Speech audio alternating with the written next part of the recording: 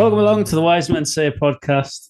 We're back after a long summer. Well, it's still summer, really. We're back after some kind of break, and we're going to discuss for you some things that have and have not been happening, and also look ahead, I guess, in a fashion to the game on Saturday afternoon against Mallorca. I'm Matthew still, and I'm joined by Richard and Gareth this evening as we talk about all sorts of stuff. Hello, how are we? Either Good, of you? thanks. Yeah, I'll talk. Sorry. Yeah, very good. You know, like when people have been away for the summer, like at school, and they'd come back with the voices broken. Do you think that would happen to us? Like our voice is broken again and just went down an octave. I think it'd be quite funny if it happened every year. Yeah, And then Probably wouldn't be very good for lower me. and lower. yeah, Gareth. Yeah, Gareth. This would be incredibly so like the opposite of when dogs Yeah. struggle with stuff. Yeah, Like- people like turning the bass up on the Yeah. adjusting the settings. I'm quite Heavily. interested now to know how this would sort of pan out, to be That fair. would be horrible. Yeah, it would Like- be. It would It'd be be like awful. a Gregorian chant by the end of it. Well, how is summer? Is it good? The weather's good, isn't it? It's finally stopped raining. Yeah. It's been raining for like 3 solid weeks. So No. It's annoying, really. But I don't know. I don't feel I'm ready for this yet. Not this pod. I have should we like go? not, but yeah. Actually, would you mind? I don't feel I'm ready for the season yet. If I'm honest, I don't think Sunderland are. If I'm brutally honest, have you watched any of the friendlies, or did you rely on my tweeting to keep up with it on Saturday night? I forgot there was one on Saturday night because it's in the middle of the night. Yeah, well, it was on at midnight, to be fair, so it wasn't too bad. I said at the time that all games should be at that time of night because it's really like captures the pub's kicking out time, and Yeah, you know you get like a much different vibe at a game where everyone's had a skinful and it's the end of the evening. You know, the usual slot of like getting a kebab. Instead, just go to the match. Now, anyone following the tweeting on Saturday, and they've realised that it was kicking out time in the pub. And, I didn't realise there was a game on either until I was with Jake in the pub, and it's like, oh, they're playing tonight. I was like, great. And then I decided at that point that I was going to tweet about it. And then I did one tweet and it said, I'm watching the game and I'm going to tweet along. And then I thought, why have I done that? Because now I'm going to have to do this. Yeah, you're going to have to follow through on it. But I did watch it, which means that, well, I watched the first half. And we played some nice stuff, I would say. But the opposite, there's been a lot of chat, hasn't there, about the sort of level of teams we've been playing in pre-season, and the kind of, we'll get into Mallorca and Hartlepool shortly, but the 2 American teams, I only saw the last one, and they were not very good, to be honest. Apparently the equivalent of like sort of a third division American side, which, I mean, yeah, it was hot, so the test was there fitness wise. Yeah. I don't know. What are your thoughts on the And I guess if you played England warmed up for the 1990 World Cup by playing non-league teams, right? And got the semi-final. So Right. obviously they beat Altrincham 7-0 in one of the games before the 1990 World Cup. So you know. As well. That was Aylesbury, not Altrincham, yeah, because of the that was on the fantasy football with the Peter Beardsley scored a hat trick. I scored a hat trick against Aylesbury, but yeah, I think it is the whole cliche. All the cliches come out on as fitness exercise. It's about getting the group together, all that kind of thing. I mean, I've tried to detach myself a bit from it really over the summer and kind of go, I'm not going to try and form any opinions. You know, we know what we did last year. We know what was required in the summer this year. Go and sort that out, and then let's see how we get on. Because I think we all had pretty low expectations at the start of last year. So, looking at it, we're kind of in a similar scenario in some respects, a striker situation, all that kind of thing. And it's difficult to know how good Hemir is, I guess, if he's playing. I mean, some of the goals he scored in pre-season, I mean, great that he's getting on the end of things and scoring, but at the same time, when you see some of the goals back, you're a bit like... He's going to be challenged in the air, for example. Yeah, somebody's going to be within 5 yards of him and try and head the ball before he heads it, probably. So... but maybe he's really good at finding space. Who knows? Well, look, he seems promising. He's got 3 or 4 goals, hasn't he? Yeah. And we've scored a lot of goals, and we've obviously been playing some decent stuff. And look, the American thing, I think there's no secret, it isn't done for footballing reasons. It's something the club have done to try and build the brand of the club, I guess, which is very important in the modern footballing world and whatnot. And, they've sort of gone on holiday, I think, with a few football games thrown in for good measure. Yeah. But it's not to say it's a pointless exercise. I mean, the conditions over there are as I said, they're very warm, very hot. So it's like, acclimatizing themselves for like a cold November night in Stoke, really. It's very, very worthwhile. Well, we've got those 4 new signings that have come in, have been able to get in pretty quickly and go on that tour with them. Yeah, and that's not like us at all. We're usually chasing numbers around now, but to get those 4 signings in before going on that week-long tour I think it's been quite useful, because it's allowed them to bed in, as the old pre-season adage goes. So I think they'll have felt the benefit of it. I know someone was saying when we asked the other day, we put a poll out on Twitter, or X, whatever it's called now, Elon Musk's plaything. Threads, I think it's called now. A thread, well, yeah. Well, I remember when it was all fields. Yeah. So we did a poll just to say, what do you think of the standard of the opposition? Do you think we could have done with a better standard, or are you happy as it is? I think 71% said they were happy as it was. And some of the replies, one of them came in and said, like the lack of opposition, the lack of kind of competitive opposition meant that we'd probably not suffer as many injuries. But I mean, that's been proven. Well, it's gone well. Yeah, because we lost Matete to a pretty bad challenge from their kind of their version of Ligo 9. Was like throwing himself around, trying to make a name for himself in these preseason games. So it was a bad tackle, actually. It was, yeah. I mean, I think the news was he's might miss the start of the season as it stands. I'm not sure. Well, the start of the season is sooner than 10 weeks away, so yes, he will. Is he out for 10 weeks? Yes. Right. Well, potentially out for 10 weeks. Between 6 and 10 weeks, Mowbray said. So, in the scheme of Sunderland injuries, that's probably 9 months, I would imagine. It's a shame for him, because you look at him as a player who had something. He's got something about him. It wasn't perfect, but he's really good at driving with the ball. He's got a bit of bite.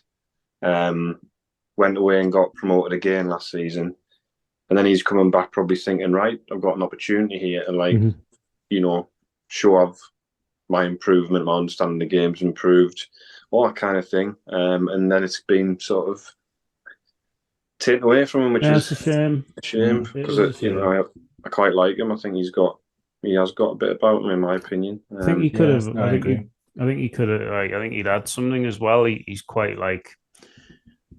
not experienced as such, but he has played quite a few games in the football league. And I think he's only 22 or something, or he might be a little bit older than that. But he's learned his trade at Fleetwood. He went away, as you said, to Plymouth last season. He played a few games for us last season as well. It is a shame, because I think Mowbray had indicated he was making a good impression. I mean, he's not going to come out and say that he was shit, is he? But I'm pleased he's injured. Actually, he has done before, hasn't he? With certain players, where people have gone, "Is he going to play him now?" Yeah. No. When everyone wanted that Max Thompson to play, he was like, "No, I'm not going to do he that."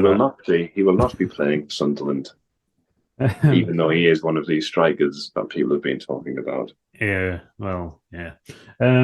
Well, we mentioned, you mentioned Gareth at the start that we wanted to go away and do what you need to do in terms of the squad.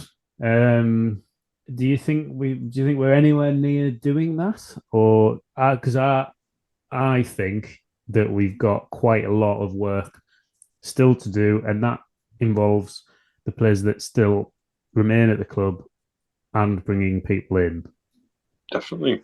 I think you look at it now, and we're 10 days away from the start of the season, and with the same situation with the strikers. Got one striker, and the lads, been playing for Benfica B, which I'm not saying it's, there's probably worse clubs to be at and worse levels to play at.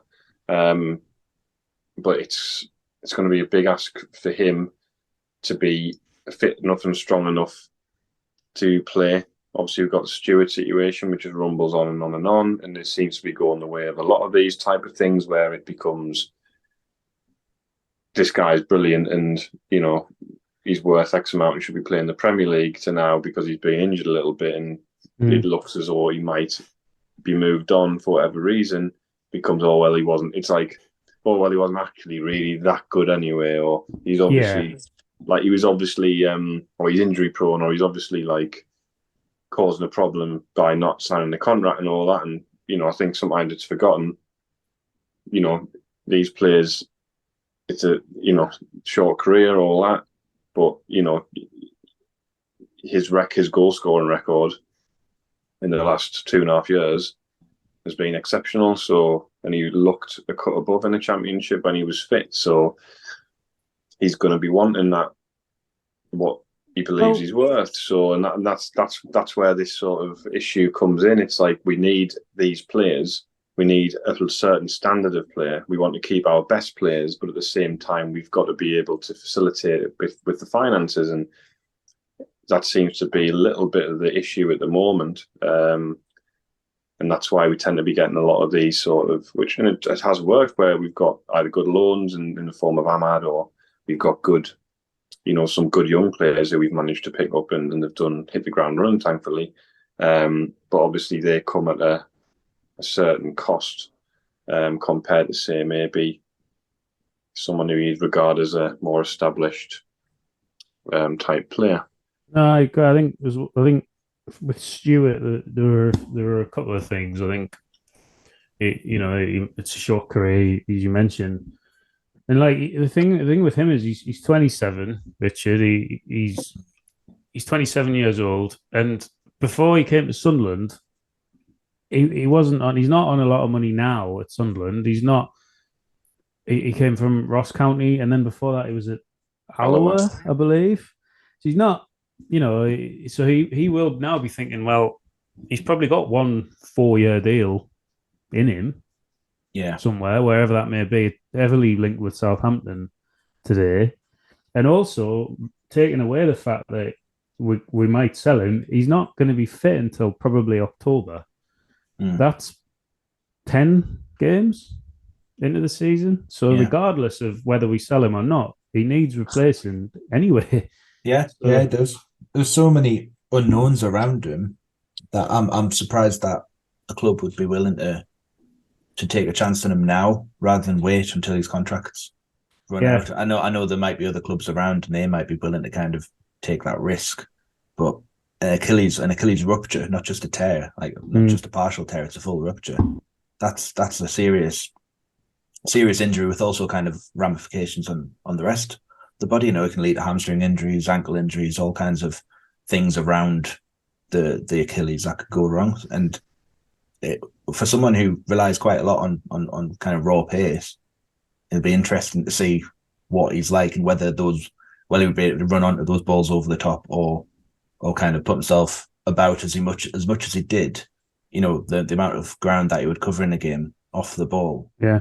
There's so many unknowns that we don't know whether that's going to be the same Ross Stewart coming back to play, and the club a club kind of willing to risk quite a bit of money.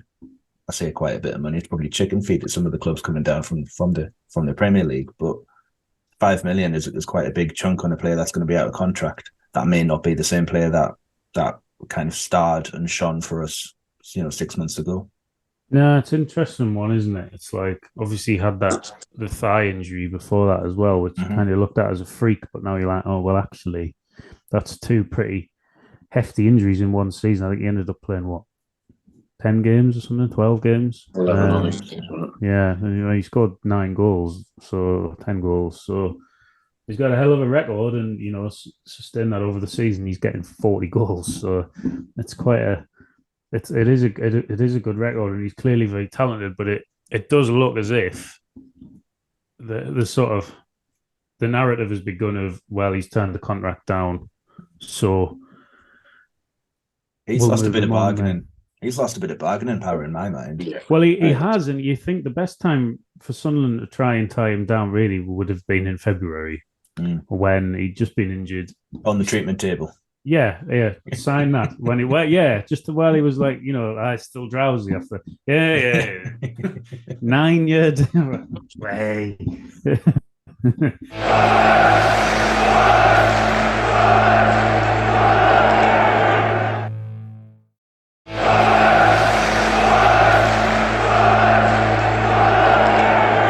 We had the initial influx of players, Bellingham and all the others that I can't remember the Steele. names of.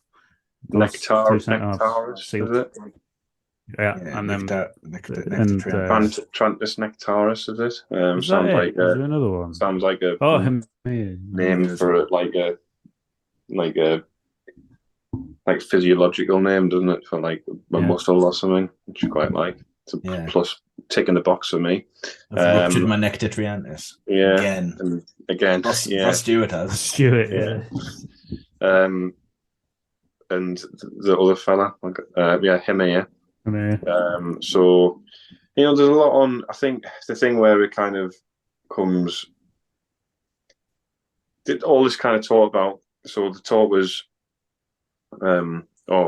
the Hadji's coming in January and he's not going to play, but by the time we get to August, the Hadji's going to be here, and he'll be the replacement for Ahmad. And it's like, I get that whole, this is what we're doing now, and you've got to accept it and all this kind of thing. But you can still be a bit melancholic about the fact that, I like going to the match and watching Ross Stewart because I think he's like a really nice footballer to watch. And I like watching Jack Clark play football. And it's exciting, and that's why you pay your money. And it's a shame when you kind of think it's trying to like find that balance in yourself where you're like, got to accept that the whole point of this is if anyone does anything half decent, they're going to be like, have the bags packed for them as soon as the opportunity comes to sell them. Now, we haven't yet got to the stage where this is going to be an interesting sort of 6 months, I think, because depending on what happens in January, and obviously in the summer, towards the end of the summer, if this is the first phase we'll see of this plan where we start to move players on for money, it'll be interesting to see how that is reinvested or not reinvested, or what the approach is, and how to strike that balance. Because it's going to start. This is probably the next phase of that process. We haven't really let go of a player yet that we wanted to keep.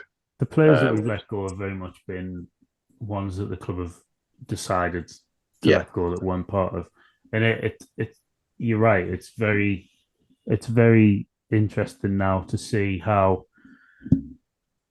to see how much of the money is reinvested, because all we've seen now so far is us bringing in exciting players from Tottenham and across Europe, and it's great because they've come in and they've done a job, and they've been exciting to watch. We finished 6th last season. All of a sudden, though, say you lose Clark at the end of the window, and say he's not really replaced, you've lost then.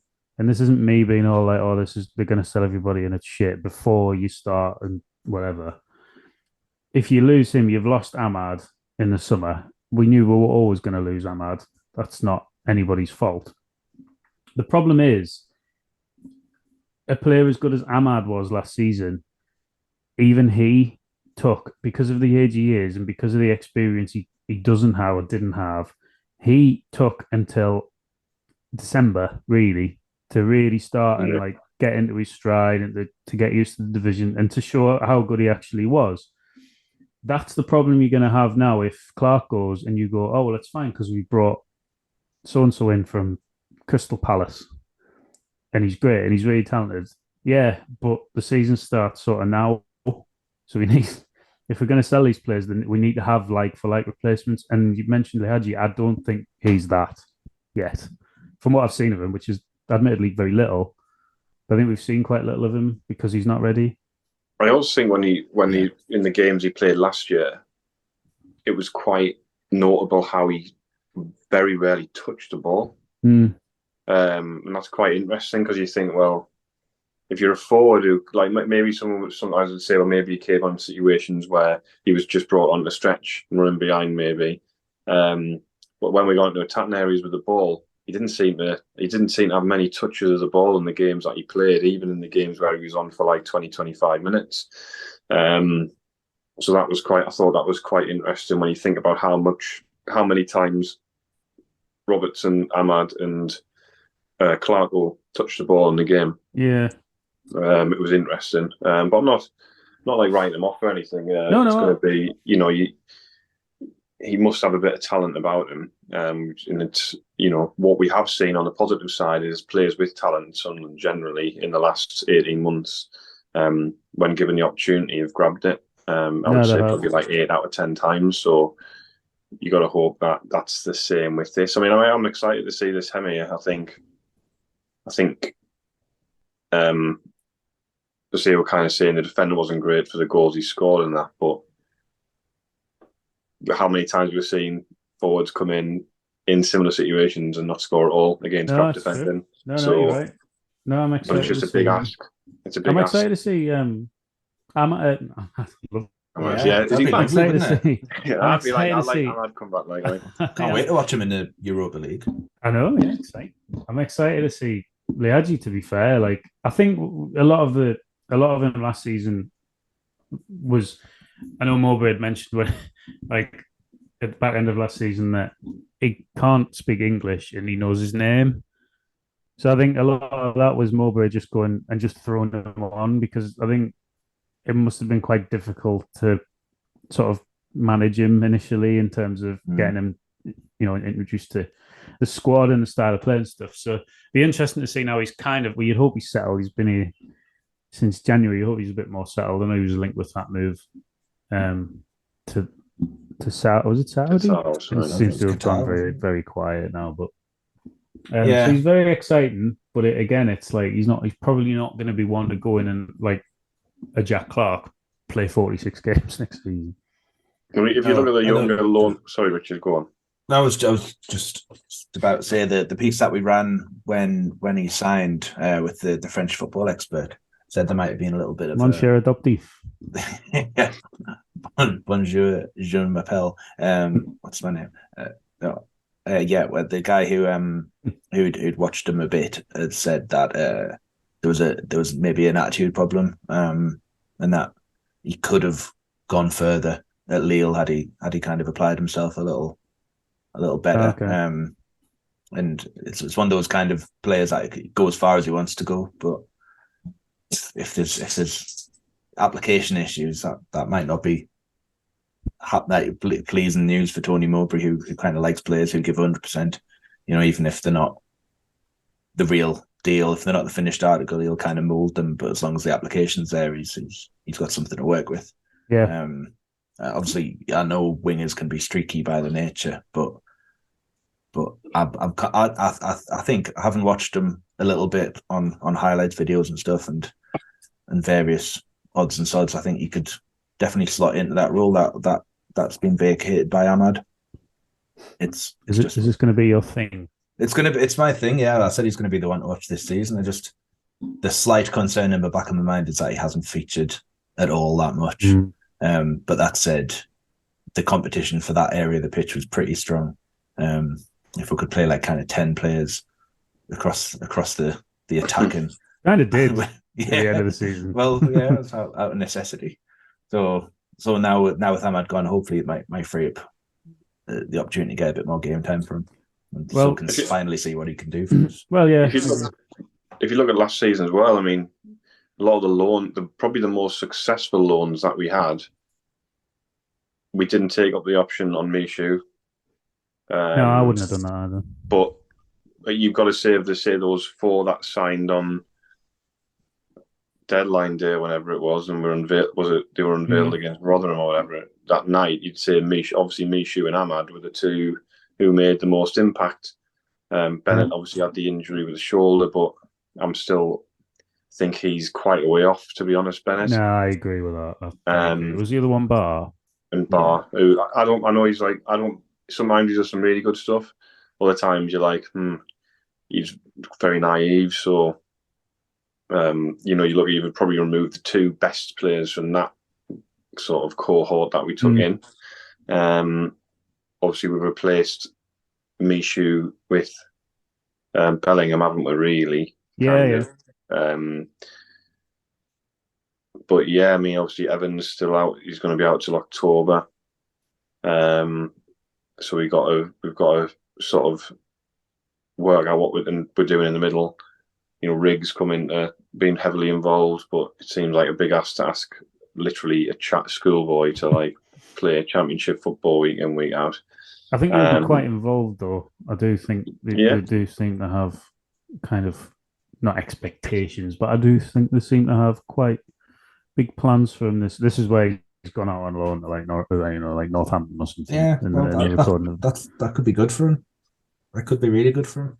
I don't think they'll loan out a 16-year-old kid to like. Yeah, I mean that's quite a lot, isn't it? But didn't they do it didn't they? No, he sold him. Sold him to Norwich. Oh, they loaned him to Shields. Yes. Probably lives on the corner. Yeah. You could loan him to Hartlepool.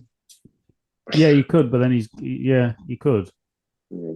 But I think, to be honest, I think he's part of at the minute, he probably has to be part of the plan. Who have we got? I'm trying to think who we've got in the centre midfield. Well, they're on about, we're very, I don't know if you've seen, but we're very heavily linked with Bradley Dack this evening on a free transfer. But he's more of a Pritchard type player, isn't he? So, which again shows that. Which to me is like, I don't mind Dak. I think he's, from what I've seen of him, seems to be a talented footballer. He's had 2 pretty bad injuries though, and for me, if you're kind of willing to break the model for someone like him, can we buy a defensive midfielder, please? Yeah.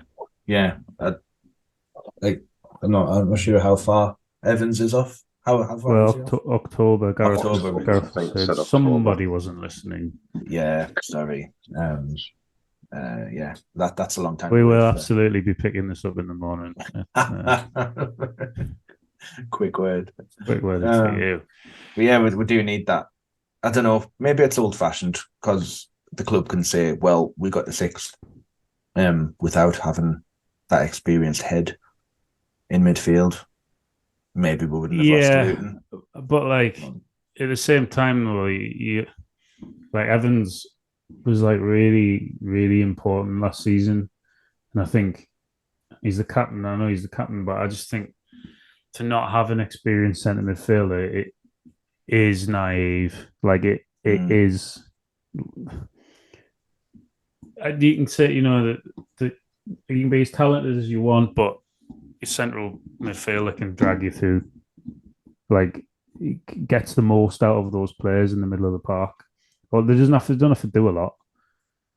So if I'm not saying if it's a possibility or anything like that, because obviously they've just been promoted. But you look at someone like Fleck at Sheffield United, that type of player in the middle, who's a decent player, but has a bit of that grit and experience about him.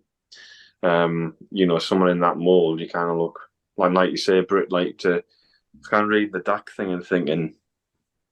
So if you're like a model evangelist, how do you rationalise this deal in terms of it being a good thing?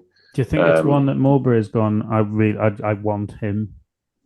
Well, if he has in the back him, then fair enough. I think you do have to have balance. Dak's clearly, been a good player. He's 29, I think. So I think he's clearly a decent footballer. I just think right here, if you're willing to break the model, or the model in quotation marks. Sorry, Jim. The then do it for like possibly more important positions than that, because you kind of have someone of a similar age in Pritchard already there. Maybe whether this is an indication of is he off or well, I must say that it's Nixon. It's not so reluctant Nico is reporting on this, but he is usually fairly accurate, to be fair. Yeah. Well, if you he's accurate when he say says enough names, you're going to be right one day. To be fair, he's accurate when people want to believe it, and he's not accurate when he's not accurate when they don't want to believe it. So, well, as you know, Ted, I'm very cynical. Like, this is what's like to be known as a silly season in terms of the signings, and it's not that silly though, is it? No, it's not. It's not that. Said. It's not the first time we've heard Bradley Dack's name. Well, there's a reason why. There's generally a reason why, though, isn't there? Because they probably are. It's or it could be that he hasn't got a club and his agent's using our name to smoke out of their interest. It could be anything. Lots of people are playing like lots of different situations off each other, and it's I don't know. A lot of people said stuff. A lot of people said stuff. I'm not sure if, as you say, he doesn't fit in quotation marks the model, but therefore it probably is a Tony Mowbray pick. But if Tony I didn't realise you got picks. Well, if you got a pick, why wouldn't he go for a striker? Or maybe he really likes defensive. Yeah, could be that. Well, maybe they've got irons in the fire in those other departments, and maybe this is one where they've gone, well, he's a free. I like him. I think he'd add a bit of character in the dressing room, bit of experience, age, and maybe he's gone, look, if we could do it for this, why don't we do it? It might be that, other things have happened which mean you can facilitate it, and he's pushed it. And then they've come up with a reason or a way to justify it. I think, like, there was reading reports today, them saying, they're hoping to get the options in before Ipswich. So, I guess we'll see in the next 2 weeks exactly what we're gonna get. But I like what I like about some of the new players we brought in is that on like a very sort of on a binary level, it's like, well, they've got a bit of physicality about them. The two centre backs are tall, Bellingham's tall, Hemi is tall, and you think, I know that's like a really basic thing, but if you look at the Luton game, we killed. They killed us. The lack of physicality and height killed us in that game. If you look at Silt and Trent, they're both a decent height as well. Yeah, so Bart and Ballard, we've got some physical players there. So I think they're like things to be cautiously optimistic about. But it's gonna. We did so well last year, and and we enjoy watching some of the players so much. And you think this year it's going to be, again, if results aren't as they were, that's going to be the test for the recruitment team, because people will start forgetting about the model and thinking about winning. Because at the end of the day, if you lose, and you're just a feeder club, aren't you? Well, this is it. This is where like that becomes then a problem. It's easy enough. It's not easy, but you can understand it. That fans of Brighton and fans of Brentford who have a model that we aspire to emulate, when they move players on, they're not people out on the streets with pitchforks. I think the test of the model is whether Sunderland fans can be as accepting of a Jack Clark leaving for like 10 to 15 million and understanding the bigger picture. I'm not sure. I don't know. You don't know until it happens. I think we've not been known as a selling club. I know we have sold players in the past, the likes of Mignolet, Pickford, but for different reasons. But Henderson obviously moved players on for big profits, and we've accepted that. Big profit for him this summer. Well, yeah, But if it's Jack Clark to Burnley, I think a lot of fans will go like, "Why are you going to Burnley?" It's not. I think it's because of the grass name. isn't greener I think there. it's just because it's Burnley, though, isn't it? Like Burnley have clearly like building something similar in a way to what we're trying to do, in terms of they're building a young side, and they were they won the league last season. They were probably the only team in the championship that was really good, I'd say. Yeah. Like, and they used the loan market very cleverly and stuff too. But Yeah. I was gonna say sure look at the games, but like there's no point previewing these games, is there really? We've got Mallorca on Saturday, which is probably the first test, really, I guess. La Liga side. They were a third division side a couple of seasons ago, so sort of similar recent history to ourselves. Interesting to see how many Mallorca bring. Yeah, loads of people from Mallorca coming. From Sunderland in Mallorca than people from Mallorca Yeah. in Sunderland. Well, yeah, I imagine so. Everyone from Mallorca comes to England at this time of year on package holidays. Yeah. Is it the first home friendly since the Celtic game? No, we played here in Wien. Yes, we did. Oh, yes, because yeah. Okay. And then we play Hartlepool, I think, on Tuesday night. So that'll be a test, two different tests, I guess. Hartlepool probably more of a physical game before their National League campaign, and then obviously we play Ipswich next Sunday tea time. Just an awful kickoff time, isn't it? Really, but worse, I guess, if you're from Ipswich and you need to get back to your farm for Monday morning. You've got no chance of getting home from here. Well, I will get. If you drive, or is that a threat? No, I just mean like if you get in the train. Is it because we're really friendly with Norwich? Like you've got no chance of getting home from here. Right, yeah. That's probably kind of it. I guess we'll be back probably to do a preview of the Ipswich game next week. Probably. Yeah. I said back properly. Be back properly to do a preview of the Ipswich game and hopefully talk about some more incomings and hopefully no outgoings. Other than that, if you go to the match on Saturday, go to the triathlon before it on the seafront. I don't know why I'm plugging the city of Sunderland, but there you go. Go to the World Triathlon. Plugging the fact that we moved our 10th anniversary celebratory live show because of the triathlon, because we couldn't couldn't facilitate it on the same day. But yeah, it's on the it's the 6th of October now. Pop Rex in Sunderland. Tickets are available from www.buyticketsforthewisemensayevent.com. The stuff's on the socials, so go and find that, buy a ticket there. They are some pounds. And that's probably that. We'll see you next week. And thanks very much for listening.